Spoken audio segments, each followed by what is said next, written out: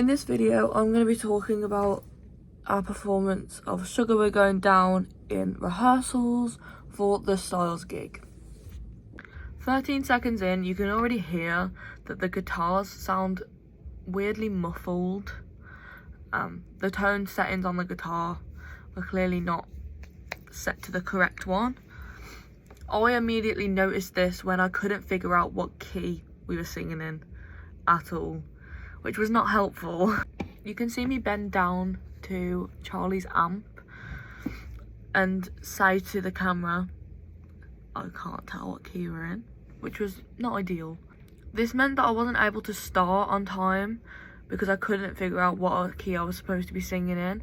And you can see me let the others know to carry on, but I didn't know what key we were in. 34 seconds in, you can hear me try to join in and sing in the key that I think it's in. And then you can see me and Ari, the guitarist, look at each other, trying to figure it out together. And then Ari tells me the key and she starts singing it with me and doing this sort of thing. This means like she's going up and she's going down, which is actually really helpful as a vocalist. And it helped me navigate the key. 47 seconds in, you can tell that my confidence was really knocked, especially because our teacher was recording this video as well.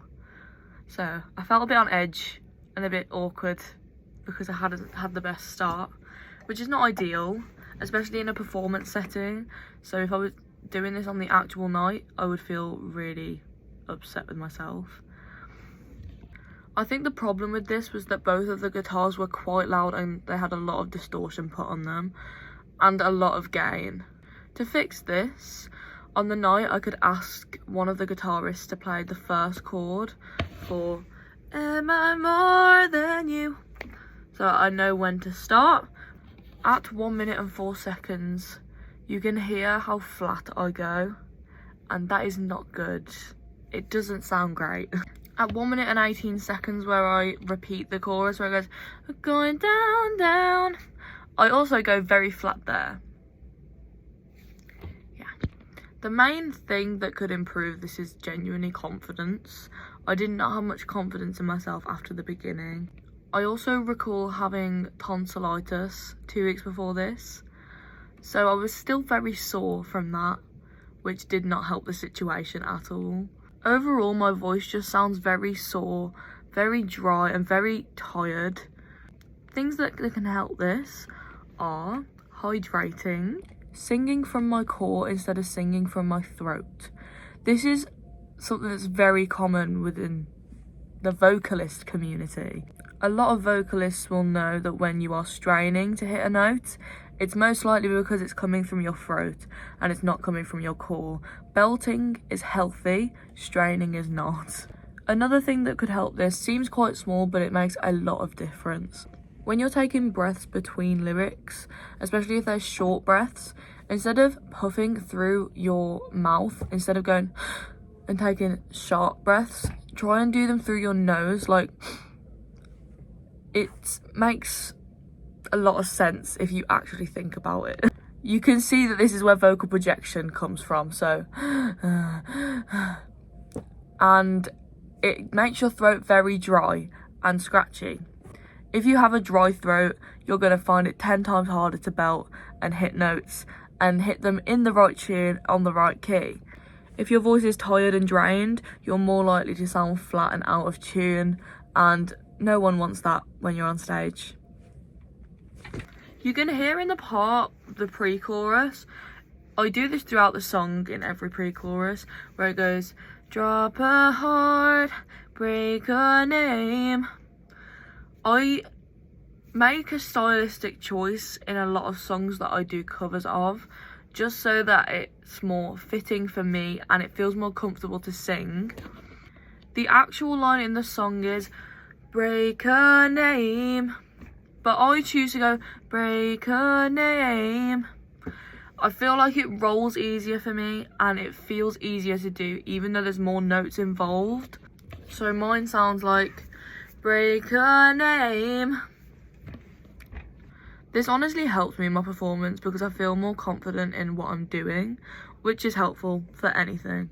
At 2 minutes and 14 seconds, you hear me do the reprise, I guess, of the pre-chorus, where it goes, sleeping in and sleeping for the wrong team. This requires vocal skill. This is like a voice fluctuation. That's how I describe what it is. My voice is fluctuating, and it's like I'm on a wah pedal, but I'm doing it with my voice, if that makes sense. I'm constantly switching between E, and that takes control. I'm having to control my voice while belting as well, which is something that I've learnt to do mostly in the past 2 years since I've been out of musical theatre training. In musical theatre, I did a lot of head voice and a lot of falsetto, and now I've had to kind of get out of that habit so that I can project easier and that I can project better, and I'd say I'm doing a pretty good job at it. Watching this video, I myself can see a huge improvement from where I was 3 months ago to now. I have a lot more confidence in myself.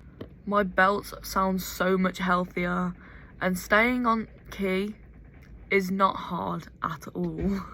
Everyone has moments where they're very picky about listening to themselves and they pick out the awful things that have happened compared to the positive things that happened. But my singing now compared to then, there is a lot less negative things to say about.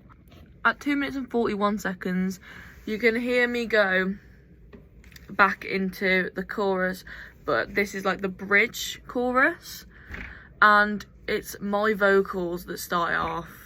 The instruments are ringing out, but my vocals are the main instrument, and you can hear my voice really wobble.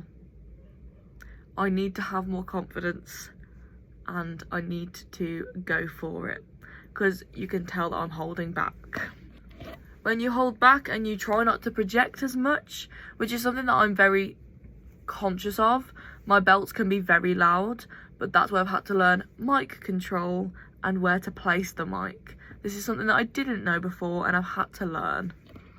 So because the mic was very close to my mouth, I was trying to suppress how loud the belt was going to be. Down. It still happens now.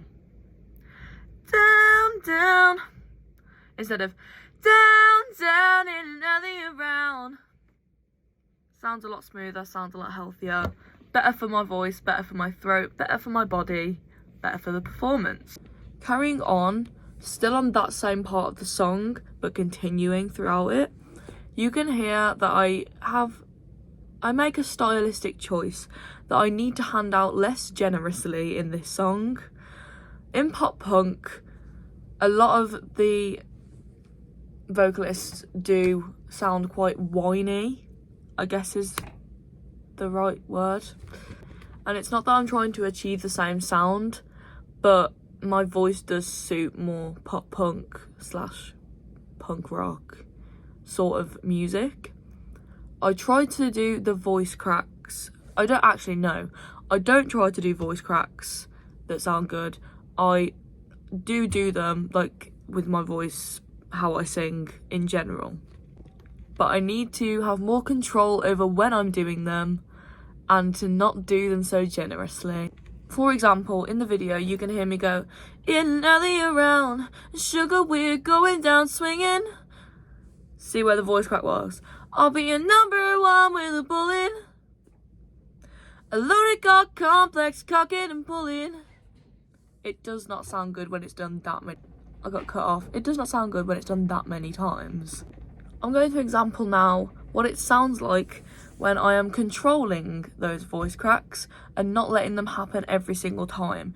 It's purely due to lack of control, and it does happen a lot of the time without even realising it, so I need to be more conscious of it. I'm going to add one of the voice cracks in so that you can see how much more effective it is when it's not done after every single line. Down, down, and another around. Sugar, we're going down swinging. I'll be a number one with a bullet. A loaded got complex, cocking and pulling. Yeah. At 3 minutes and 18 seconds, you can see that compared to the original, I did not do the right structure. The song was supposed to end after cocking and pulling.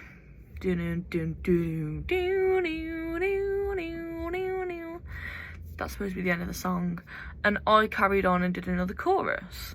However, the band cooperated with this very professionally and actually repeated the chorus again with me and didn't make it sound that obvious. So well done.